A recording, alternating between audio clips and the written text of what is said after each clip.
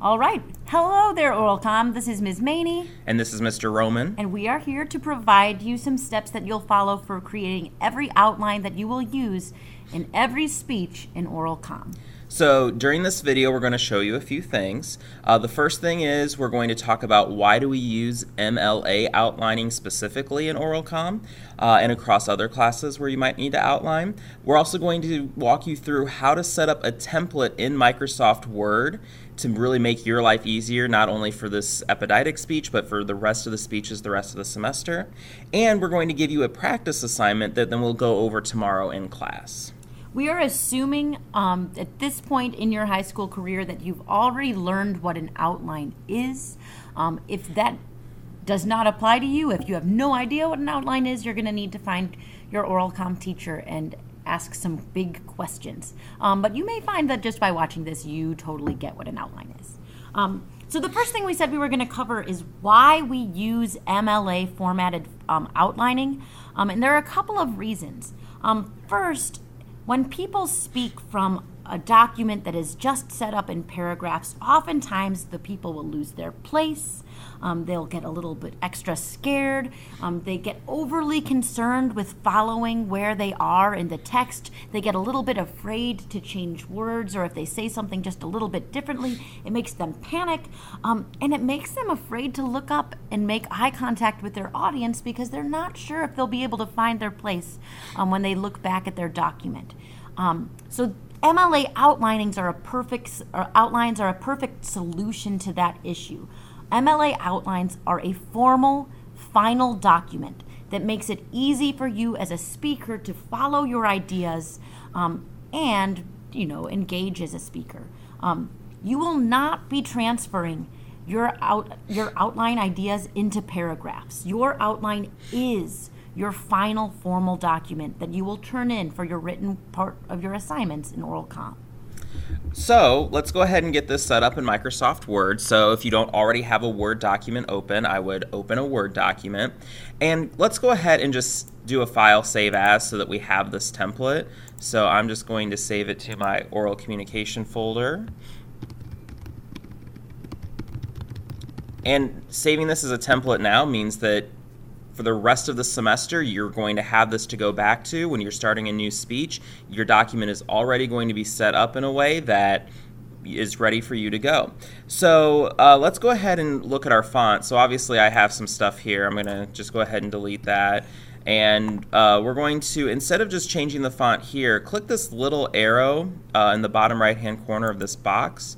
And it's going to pull up this box that allows you to more manipulate your font. So we're going to go ahead and do Times New Roman because that's a pretty standard font for formal written work. We're going to keep it in regular, and then we need our font to be a little bit smaller. Yours will need to be made a little bit bigger. We want 12 point. I like to go ahead and set that as default, so that way if I'm for some reason not using this document, but I'm trying to type something in a formal setting for school, it pops up as Times New Roman. So I'm going to make that all documents based on the normal template and click OK. And I don't know why mine didn't switch here, but we'll just go ahead and do that for our purposes. And then over here on the paragraph box is what we're going to need to manipulate next. Microsoft Word has some weird defaults in terms of spacing. You're going to see here that after you hit enter, it's going to put an 8-point font extra space for some reason. We don't want that, so we're going to make that 0. And then we want multiple line spacing, but we actually want ours to be double spaced, not the default 1.15. Once again, let's go ahead and set that as a default, and we should be good to go. I'm going to check mine. Mine didn't change because my default's already set up that way, but I'll just change mine like that. And now we're ready to start actually putting our document together. So the first thing we want is we need our last name and page number in the upper right-hand corner of the header, sorry. So we're going to just double click up here. And we're going to make sure our font is the same. It should be, but if it's not, you're going to want to change that. And if you go back to design, under header footer, if you click page number, we want top of page, plain number 3, which is right here. And now we have this page number here that if we, by doing this, every page now is automatically going to have the correct page number. So if we just typed a number 1 there, the number 1 would show up on every page. Since I'm setting up this document, then I'm also going to type my last name and put a space. I'm not going to put a comma or anything like that. And then I'm going to click out of the header back into my document. So now we're ready to put the heading together. An MLA, regardless if this is an outline or just an MLA formatted document, still has the same setup. So you're going to put your first and last name. Then you're going to put your teacher. So I'm going to say that I'm in Ms. Maney's section of oral communication for the purposes of this. I'm just clicking enter every time that I move on. Then I'm going to type the class. I would recommend typing the full name of the class. Don't abbreviate because this is a formal document. And then you're going to put the date, but it's in a slightly different format than you may be used to. So you're going to put the day first. So I'm making this on the 7th of September. And there's not going to be a comma. I'm just going to put 2018, the year after that. Hey, Mr. Rohman, can I ask a question? Of course. Do you put the date that you're writing it or the date that it's due? What date are you actually using? Typically, you would put the date that the assignment is due, so that way, for reference for Ms. Maney and I, as we're going through, we can recall what day it was actually due if there's any confusion. And if you put the date that you're actually working on it, that can provide confusion as well. So usually you want the date that the assignment is due. Cool. That's a great question. So I'm going to click enter again here, and now, so this is my MLA heading. This should go in any MLA document. It should not go in the header because we only want it on the first page.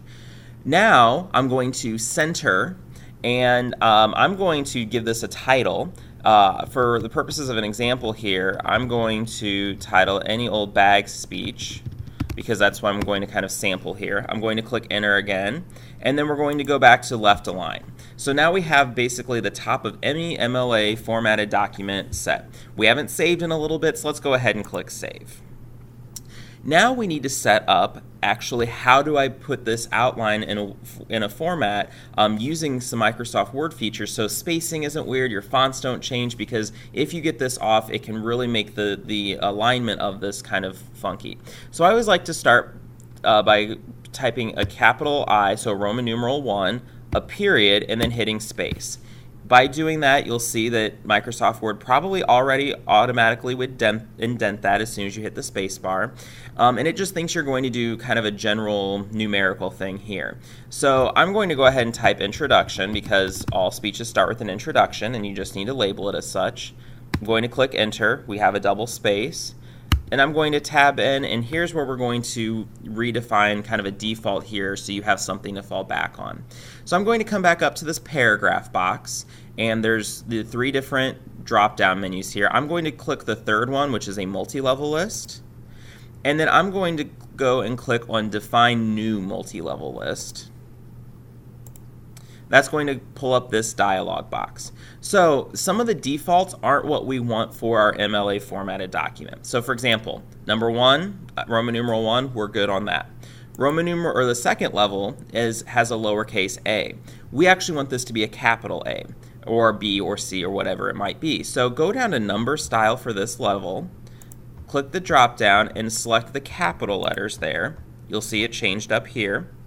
And that means that now those will convert to capital letters. We want to go to level 3. We actually want numbers here. So we're going to click here, click numbers. We're going to go to the 4th level. We don't want 2 of the same thing in a row. So we're actually going to go back to Roman numerals, but this time we're going to go to lowercase Roman numerals to provide a sense of difference. Then, okay, we've got lowercase levels in level 5 here. And we'll go ahead and define level 6. You probably won't go down to this on most outlines, but it's helpful just to have it in your back pocket. We're certainly not going to worry about level 7, 8, and 9 because for the purposes of this class, you're not going to go down to those levels. Yeah, if you've got level 7, 8, or 9 in your speech is too long and it's time to cut it. Absolutely. So we're just going to go ahead and click OK here. And if you'll notice, our second level did change to a capital letter. We're also then going to go back to this multi-level list. And nope, never, we're not going to do that. Sorry. So now we can go ahead and type out some of our basic things. So, for example, in my any old bag speech here, I would have introduced myself. So, hello, my name is Mr. Rohman. This is my any old bag. Okay, and then obviously we'd start to talk about the 3 items in my bag. So wait, I want to go back because you did absolutely. something really cool. If Yes. you have never done an outline and you don't use outlines every day because you don't teach public speaking, there is a little quick way that you can get backwards. You saw how Mr. Rohman went from being at this C to being back to the side. How'd you do that, Mr. Rohman? So, great question. So, if I ever want to advance to a smaller level of the outline, I just hit Tab. So, I went to a number there. If I want to go backwards, I hit Shift Tab, and that will take me back to a higher level on the outline. That is pretty cool. So, that's a quick little way to make sure you can easily tab between those. Neat. Thank you. So, then I would, talk about my first item here. So, I would introduce my first item. What was your first item? My first item was a replica 1982 Cardinals World Series trophy. Oh, go Cardinals. I wish I hadn't asked. So then I would, obviously we explained our significance of that here. And why I brought it. And then I'm going to repeat that for all my other items, so I'm not going to demonstrate that here. But then we would have a conclusion, and for our conclusion in the case of the annual bag speech, we talked about why the bag was significant. My bag was my drum major bag from when I was in high school. Cool. So that's always fun. And obviously, I might have more detail in this. This is just a pretty simplistic version of that any old bag speech. And so as you can see, you can obviously expand this as much as you need to for the purposes. And as we start to get into other speeches, this will become a little more intricate as we go throughout the semester. Very cool. So and then we probably want to click save. We do. Just in case, Yep. because computers are great when they work, but mean when they don't. Absolutely. And then we're set. So because you saved this as an outline template, every time that we have a speech, you could open up that template and then resave it as the document for the thing. Absolutely. Okay, so what I would say, the next thing we want to do is set up your homework for tomorrow, oral Absolutely. commerce. So what you're going to do for tomorrow is almost exactly what Mr. Rohman did just now.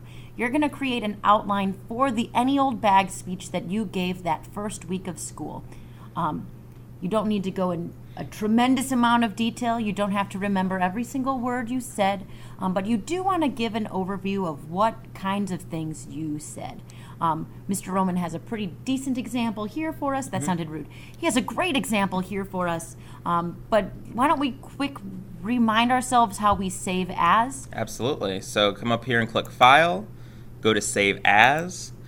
Click the folder you want to. Hopefully this is somewhere in the cloud, so maybe your OneDrive, your U Drive, somewhere where you'll be able to have it if something happens to your outline or your laptop. And then so instead of outline template, let's say any old bag speech outline, or however you code your documents, and save. Now we can manipulate this and we still have our template in place. Very cool. So tomorrow in class, you will need to have your any old bag speech completely outlined and ready to go over at the beginning of the hour. Thanks for watching. Thanks. Hope this helped.